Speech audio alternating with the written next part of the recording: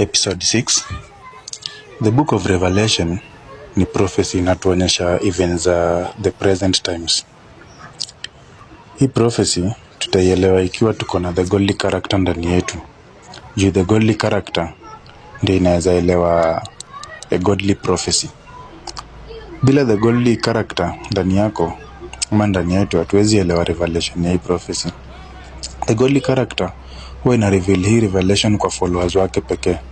Hii revelation haieleweki kwa watu hawana the godly character in them. Matthew chapter 13 verse 10 to 13, 16 to 17. The disciples came to him and asked, "Why do you speak to the people in parables?" He replied, "Because the knowledge of the secrets of the kingdom of heaven has been given to you, but not to them. Whoever has will be given more, and they will have an abundance.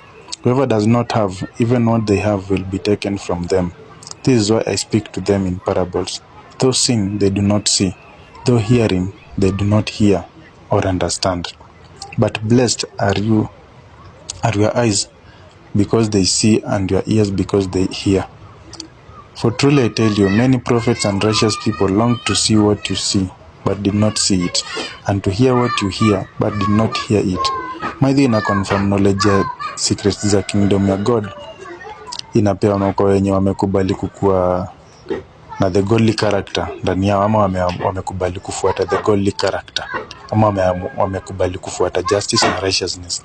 Hapo mbele anaongeza, anasema mwenye ako na hiyo knowledge ya secrets za kingdom ya God atapatiwa more knowledge, na mwenye hana hiyo knowledge ya secrets za kingdom ya God, hata ile knowledge kidogo ako nayo atapokonywa. Our ego-based character haina knowledge ya secrets za kingdom ya God. Secrets za kingdom ya God ni justice na righteousness. So our ego-based characters hazina knowledge ya justice na righteousness. Hii knowledge inaweza kuwa accessed by the godly character yenye tunaita Jesus. Juu Mungu alimchagua kuleta justice na righteousness. Hiyo ni according to Isaiah chapter 42 verse 1 to 4. "Here is my servant whom I uphold, my chosen one in whom I delight. I will put my spirit on him, and he will bring justice to the nations." Sasa sisi followers wa hii character, ama wenye tumekubali hiyo character ndani yetu, tuko na knowledge ya justice na righteousness yenye God anadai kutoka kwetu. Revelation ya hii knowledge na ya justice na righteousness ni revelation ya prophecy yenye tumepewa kwa kitabu cha Revelation. Revelation ya hii prophecy inamaanisha the coming of Jesus, which means the final revolution. Nitakuja through kuproclaim justice na righteousness. Juu hiyo ndio duty ya all mankind. Yesu ndio alikuwa the first revolutionary, na so tukimfuata tunakuwa his fellow revolutionaries. This proclamation of justice ndio the fear of the Lord and keeping of his commandments, kwa sababu tunajua fearing God is doing what is right and keeping his commandments is to love one another. Kufuata justice na righteousness ndio kuogopa Mungu na kukeep commandments zake. Hizo ndio requirements Mungu anadai kutoka kwetu ndio tuweze kuaccess kingdom yake. Justice na righteousness ndio password ya kuingia kwa kingdom ya God. Ecclesiastes chapter 12 verse 13 inatuambia, "Now all has been heard.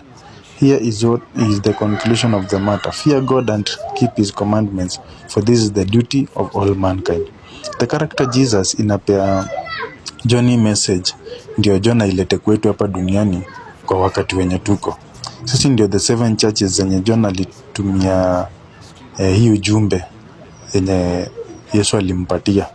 The 7 churches ni the different types of people living in the world today. Kuna wenye wako kama the church of Ephesus, wengine ni kama Laodicea, wengine ni kama Thyatira, Smyrna, Pergamum, wengine ni kama Sardis, wengine ni kama Philadelphia. Ephesus wanakuanga hivi. Revelation chapter 2 verse 2 to 5. "I know your deeds, your hard work, and your perseverance. I know that you cannot tolerate wicked people, that you have tested those who claim to be apostles but are not, and have found them false. You have persevered and have endured hardships for my name, and have not grown weary. Yet I hold this against you. You have forsaken the love you had at first. Consider how far you have fallen. Repent and do the things you did at first. If you do not repent, I will come to you and remove your lampstand from its place." Smyrna nao wako hivi. Revelation chapter 2 verse 9 to 10.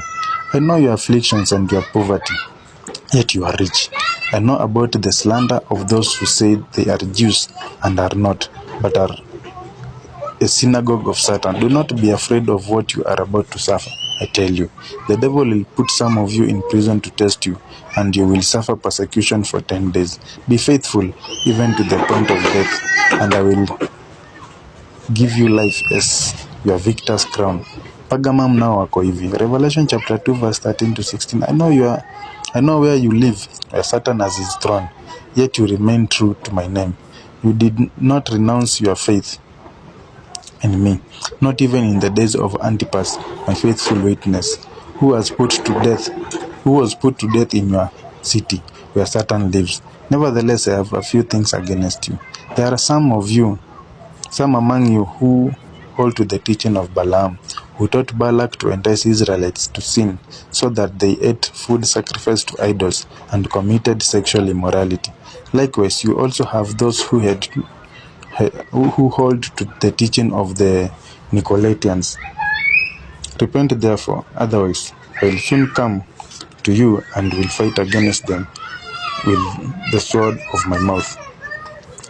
Thiatira nao pia wako hivi. Revelation chapter 2 verse 19 to 21 na 24 to 25. I know your deeds, your love and faith, your service and perseverance, and that you are now doing more than you did at first. Nevertheless, I have this against you. You tolerate that woman Jezebel, who calls herself a prophet. By her teaching, she misleads my servants into sexual immorality and the eating of food sacrificed to idols. I have given her time to repent of her immorality, but she is unwilling. Now I say to the rest of you in Thyatira, to you who do not hold to her teaching and have not learned Satan's so-called deep secrets, I will not impose any other burden on you except to hold on to what you have until I come. Sardis now wako hivi. Revelation chapter 3 verse 1 to 4. To the angel of the church in Sardis write, these are the words of him who holds the 7 spirits of God and the 7 stars. I know your deeds. You have a reputation of being alive, but you are dead. Wake up, strengthen what remains and is about to die. For I have found your deeds unfinished in the sight of God. Remember, therefore, what you have received and heard. Hold it fast and repent. But if you do not wake up, I will come like a thief, and you will not know at what time I will come to you. Yet you have a few people in Sardis who have not soiled their clothes. They will walk with me dressed in white, for they are worthy. Kwa hii church ama kwa hawa watu wenye ni Sardis, tunaona God anatupatia warnings kadhaa hapo. Tunaambiwa tuamke, na tukikosa kuamka tutapatikana. Tunaambiwa pia tukumbuke kenye tumepokea na kenye tumesikia. Hiyo ni nini? Kenye tunafaa kukumbuka ni justice na righteousness. Na tukikumbuka tunafaa tuamke. Ndio maana nimewaambia hii ni revolution na ni lazima. Philadelphia nao pia wako hivi. Revelation chapter 3 verse 8 to 11. I know your deeds. See, I have placed before you an open door that no one can shut. I know that you have little strength, yet you have kept my word and have not denied my name. I will make those who are of the synagogue of Satan, who claim to be Jews, though they are not, but are liars. I will make them come and fall down at your feet and acknowledge that I have loved you, since you have kept my command and to endure patiently. I will also keep you from the hour of trial that is going to come on the whole world to test the inhabitants of the earth. I am coming soon. Hold on to what you have, so that no one will take your crown. Kwenye tunapigania justice na righteousness, ndio tunaongeleshwa kwa hii passage. God ako na sisi, na tunaambiwa atatukip from the hour of trial yenye inakuja. Juu hiyo hour of trial ni time yenye watu wanapigania justice na righteousness wataamka against wenye hawapiganii justice na righteousness. Laodicea nao wako hivi. Revelation chapter 3 verse 15 to 18. I know your deeds, that you are neither cold nor hot.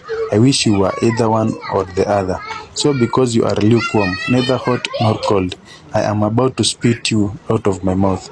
You say, I am rich, I have acquired wealth, and do not need a thing.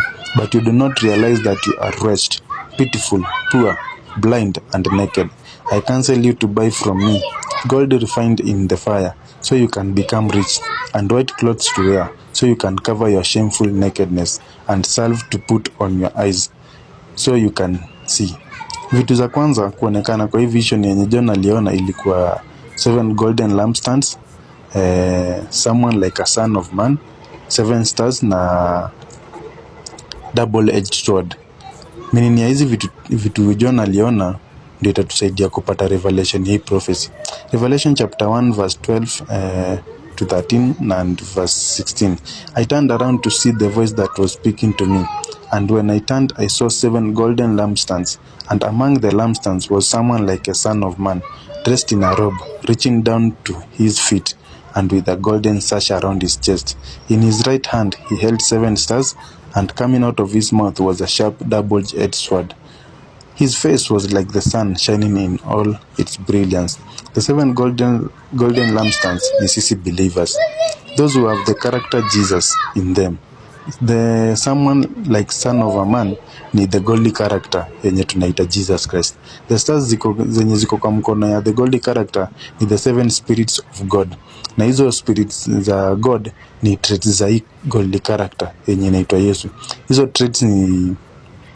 traits the godly character iko nazo ziko kwa tunazipata kwa kitabu ya Isaiah chapter 11 verse 2. The spirit of the Lord will rest on him. That is trait number 1. The spirit of wisdom number 2. Of understanding 3. Spirit of counsel 4. Might 5. The spirit of knowledge 6. And the fear of the Lord, the 7th spirit. Hizo ndio traits zenye the godly character anatumia. Na traits of the godly character ni hizi. Alikuwa of mastery from the spirit of the Lord. Na tunajua the Lord ni kama master. The Lord is equals to master. Understanding ilikuwa from the spirit of understanding. Of good counsel from the spirit of good counsel, of counsel. Of might from the spirit of might. Knowledgeable from the spirit of knowledge. Alikuwa of wisdom from the spirit of wisdom. And alikuwa na akona fear of the Lord from the spirit of the fear of the Lord. Hizi ni spirits zenye ziko in the godly character, ama ni the spirits zenye zinafaa kwa watu wenye wanapigania justice na righteousness. Hizi spirits ndizo character Jesus hutumia kwa shughuli zenye Mungu amempatia fanya. Hizi traits pia tunaziona zikitumika na hii godly character kwa Ezekiel chapter 9 verse 2 verse 4 to 6. And I saw 6 men coming from the direction of the upper gate, which faces north, each with a deadly weapon in his hand. With them was a man clothed in linen, who had a writing kit at his side. They came in and stood beside the bronze altar, and said to him, that is verse 1 now, go throughout the city of Jerusalem, and put a mark on the foreheads of those who grieve and lament over all the detestable things that are done in it. As I listened, he said to the others, follow him through the city and kill, without showing pity or compassion. Slaughter the old men, the young men and women, the mothers and children, but do not touch anyone who has the mark.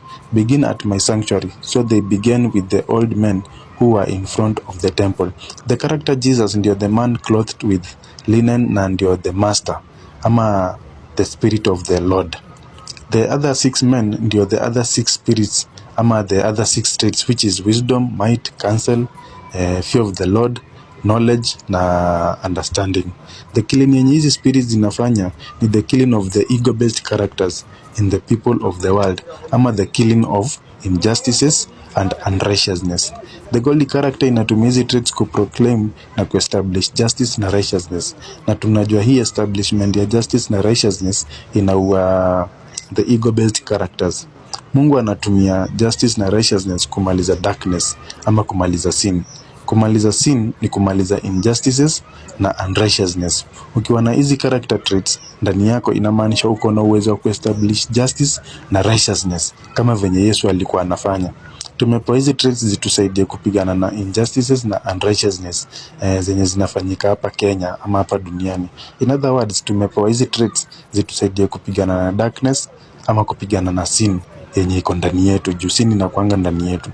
Ezekiel chapter 9 verse 8 to 9 inasema, while they were killing and I was left alone, I fell face down, crying out, alas, sovereign Lord, are you going to destroy the entire remnant of Israel in this outpouring of your wrath on Jerusalem? He answered me, the sin of the people of Israel and Judah is exceedingly great.